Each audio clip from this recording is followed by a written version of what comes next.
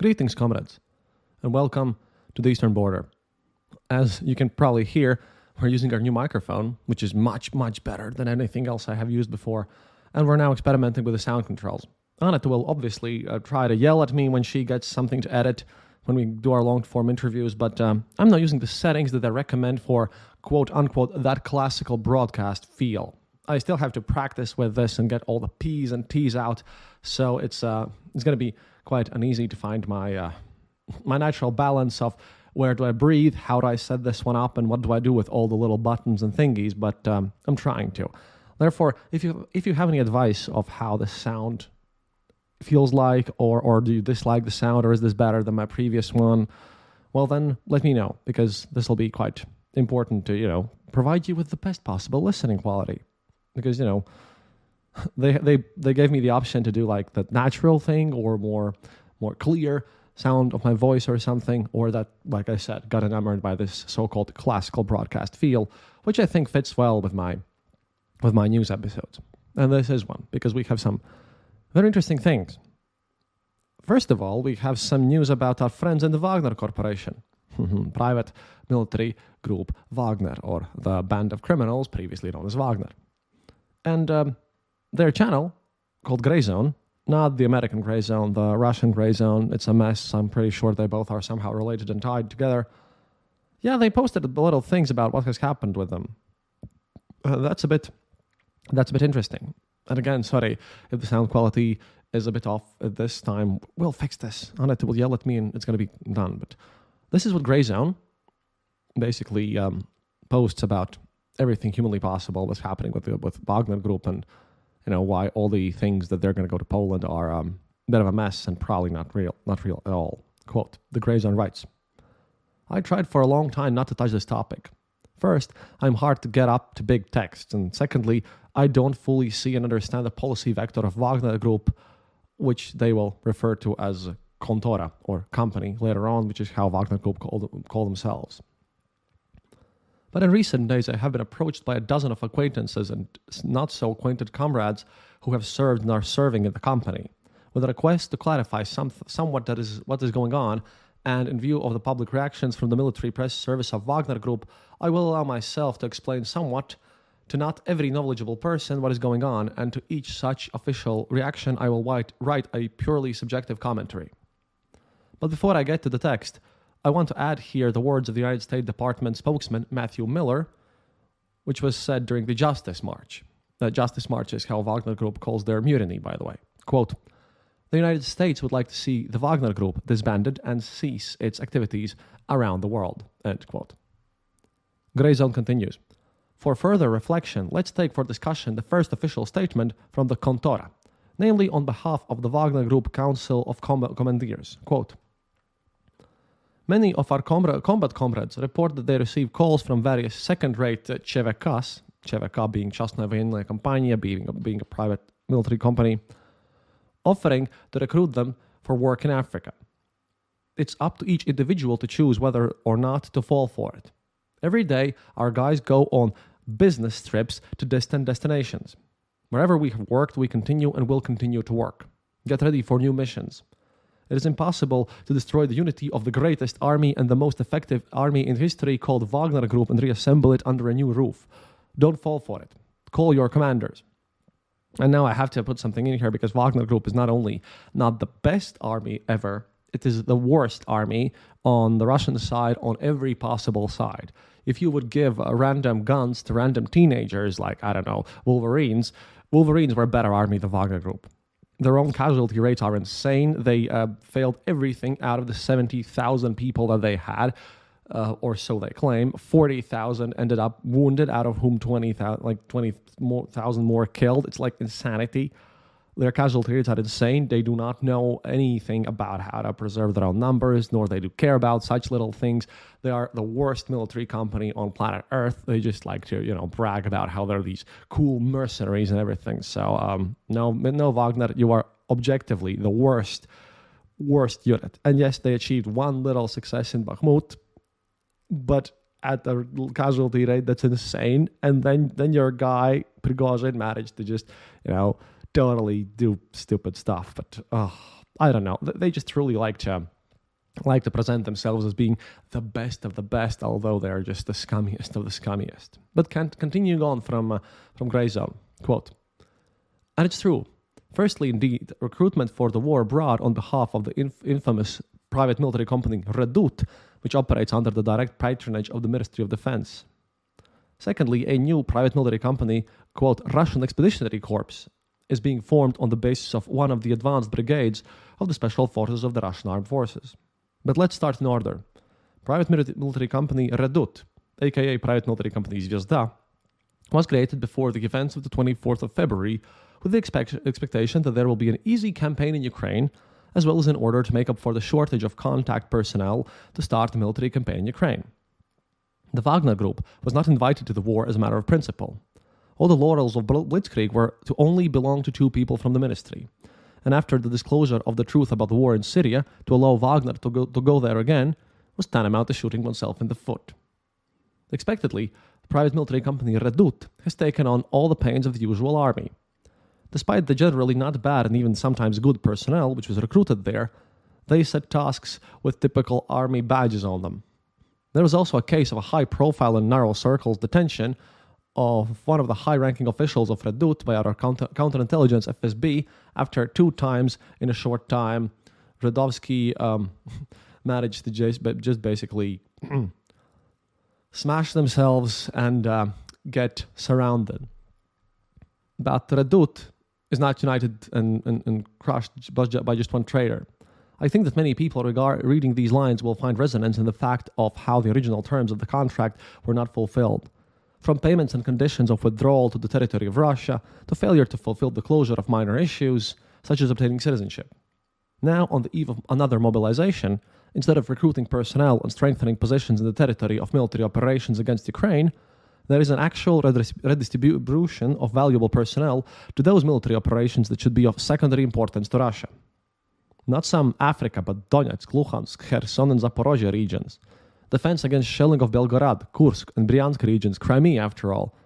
But one Knight of the Order of Malta decided to play into the hands of British imperial politics and its intelligence services by atomizing the Russian army into 2 fronts. And it's fair to ask, isn't Prigozhin doing the same thing? Firstly, his contracts, including state contracts, were signed long before 24th of February, and their execution is an insurmountable obligation. Secondly, neither Yevgeny Prigozhin nor the commanders of the Wagner Group nor the fighters themselves refused to take part in the fighting in Ukraine. They were simply forced out of there. Who was afraid to let them fight? Which is fun because this just shows that not only Wagner Group is not just focusing on Africa as everyone thinks. There's also been a ton of reports about them not being paid and the widows of there's also money drying up and everything. It's just that Wagner Group is being deleted. Prigozhin himself is being left alive only because, what kind of idea that this would show to any future mutineer? If Prigozhin probably has lost a lot of his influence and a lot of his money and a lot of his clout, but he's being kept alive just so in the future someone else who might do such a mutiny, would be left alone basically, and would agree to some terms, no matter what these terms actually were. In other news, we have these guys who are Z-patriots, our good friends at Angry Patriots Club, getting more and more crazy. For starters, here's something by Maxim Kalashnikov, and those of you who watched the Club of Angry Patriots' first big Veche Pobedi, that big event that we watched together and that was pretty horrific, you'll understand why this is a bit hilarious. And this is Maxim Kalashnikov who, to put it mildly, wants to fuck around and then supposedly find out, because he thinks finding out is not going to happen. But this is the new mood among all these very far right from Putin warmongers. Quote, in early 2023, I wrote about RAND Corporation analysis that looked at NATO's options for responding to a Russian strike on the alliance's infrastructure during the war in Ukraine. Several options for a Russian attack were considered. A demonstrative strike without significant damage to NATO capabilities, such as hitting an empty airfield. Secondly, hitting United States satellite in space. Hitting one or more targets with isolated casualties, strikes with significant casualties and damage, and an unrestricted attack against a number of diverse targets, such as hitting key NATO air bases and ports in Europe. The more ferocious the Russian attack, the more difficult it would be for the United States/NATO to respond in a way that would avoid escalation and full-fledged war. And the entire study was based on the thesis that in responding to a Russian attack, NATO countries should prevent escalation of the conflict. At the same time, they also would need to convince the allies of the Article 5 about its reliability and the cohesion of the alliance. A military response, also measured and careful, is being considered, starting with the scenario when Russia launches daylight missile strikes against 3 air bases in Poland and Romania that are involved in arms supplies to Ukraine, resulting in the deaths of a dozen soldiers and the short-term disabling of a number of facilities, plus some missiles miss their targets, resulting in the deaths of about a dozen civilians. All less serious attacks than the one described above, as Mikhail Kalashnikov states, the RAND study suggests a rather non-military response from NATO. For example, it would come in the form of cyber attacks, broad new sanctions, or providing Ukraine with additional weapons. There was even a response option in the form of a promise to make concessions and cut aid to Ukraine, which sounds like total bullshit, but, it is what it is. And, this is Maxim Kalashnikov we're talking about.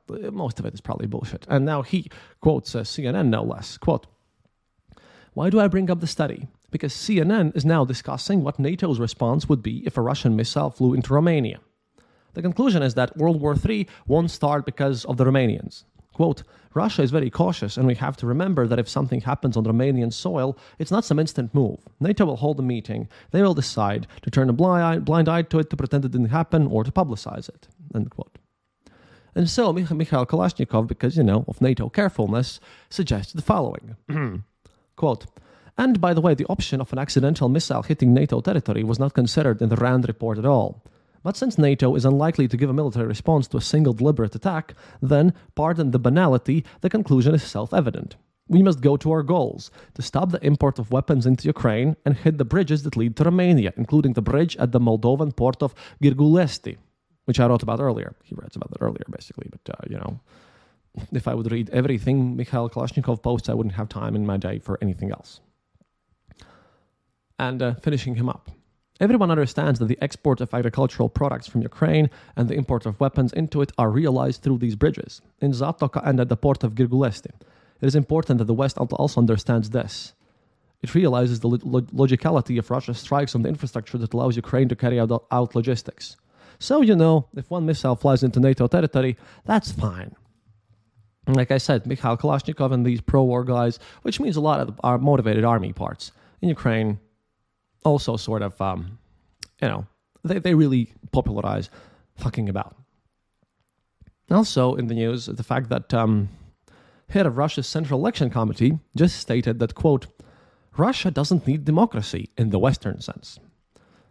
Russia's Central Election Commission head Ella Pamfilova stated that, quote, "Democracy in the West is not ruled by the majority, but by the minority." And she added that Russia really doesn't need this democracy in that way. Pamfilov's remarks came during a presentation at the Teritoria Smyslov Territory of Meaning Forum, a yearly educational event, after a participant asked her to comment on the press secretary Dmitry Peskov's recent remarks on democracy. Which, by the way, he stated that, quote, "Our presidential election is not a really democracy, it's costly bureaucracy," and that Vladimir Putin would win with 90% of the vote. This is kind of crazy. And Pamfilova, in response to this, responded just showing, they're even admitting their pure fascism. Quote, "For me, democracy is just a mechanism, a method for organizing power through elections. What happens now in the West is democracy not as the rule of the majority, but the rule of the minority. I would agree with Dmitry Sergeyevich Peskov. We definitely don't have the kind of a system that exists in the West, and we don't need it." The head of the Central Election Committee also called Western democracy degraded. She said that the Central Election Commission is one of the most effective departments in the country. Quote, "We solve new problems as efficiently as possible with minimal costs. I think many departments should take a lesson from us," she added. And in a July meeting with Putin, she, by the way, called the 2024 Putin's event, formerly known as elections, our electoral front line. But, one other traditional front line of Russia, and previously the Soviet Union, which, by the way, included much more than just Russians, obviously it was space. Now, as you might have heard, Luna 25 spacecraft, Russia's space agency says, has ceased to exist after crashing into the moon, that Roscosmos stated. Roscosmos stated that the contact with the spacecraft was lost around 2:57 p.m. Moscow time on August the 19th. This occurred after the spacecraft was given the command to enter pre-landing orbit. The day before, Roscosmos reported that an abnormal situation occurred when Luna 25 transitioned to pre-landing orbit. And they're now, making Putin look better. They're creating this special interagency commission that will apparently investigate the causes for this incident. Fun part is they've also legitimately asked Putin to kind of prohibit any press, talk about this whole incident. In Russian mainstream news, whole 8 seconds were, left for looking at Luna 25 incident and everything. But rest assured, if this would basically be a successful mission, it would just be plastered front and center to boost up Putin's ratings. Because, it's not the results of the election that matters to Putin's government. It's these ratings that still show his oligarch buddies that Putin still has some say, which he might or might not have, and most likely not. But why is this important? Well, now, we had a huge article about this, which I want to read to you. I'm going to read this article, which was written back in August 11th, and this is like it was a shared collaboration with Roscosmos, Medusa, and a bunch of other investigative and other journalists. And so you understand what the whole mission was and why it was important and why everyone here is kind of laughing about the fact that this whole thing is done. So, this happened when Luna 25 was launched, and this was what the Russian press wrote about it. And remember, this mission is, done already, happiness has been achieved, money has been stolen, all the good stuff. Quote, Russia is back in the space race. At 10 a.m. local time on Friday, August the 11th, a Soyuz 2.1B rocket launched from Vostochny Cosmodrome in the Amur region and carried the Luna 25 mission into a partial orbit around Earth before the spacecraft began its 5-day autonomous flight to the moon. Ahead of the launch, local officials in the Khabarovsk region even evacuated the small town in the mission's flight path, just in case one of the booster rockets landed here.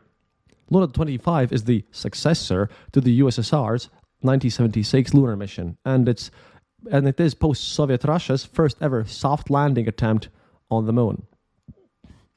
The original plan went like this, by the way. They wrote about it as it happened in the future, because this was written at the day of the launch. Once it reaches the moon, Luna 25 will orbit at an altitude of about 100 kilometers, 62 miles, before transitioning to an elliptical landing orbit that comes within 12 to 18 kilometers, about 9.5 miles, above the lunar surface. The spacecraft might hold this orbit for as long as a week to study the landing conditions. Luna 25 has no separate orbital module. The whole station is designed to land on the moon.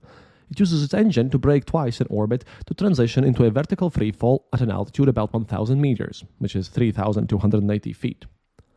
Once in this descent, 2 more propulsion systems fire, at first at the 1 kilometer mark and then another at 20 meters, about 66 feet high.